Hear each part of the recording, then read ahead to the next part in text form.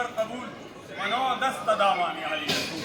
या इलाहुल आलमीन हम सब की हाजिरियाँ अपनी बारगाह में मकबूल व मंजूर फरमा। ख्वाजा मोहम्मद मासूम साहब के खलीफा हमारी इनके साथ 40 साल पुरानी रफाकत है।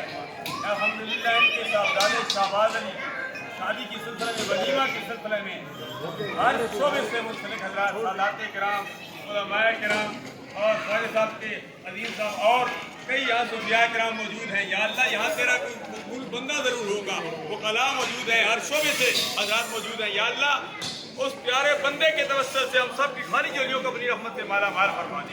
जो नया जोड़ा सजा है, आइंदा सजेंगे, सब जोड़ों को इत्तेहाद इत्तेफाक की दौलत नसीब फरमा।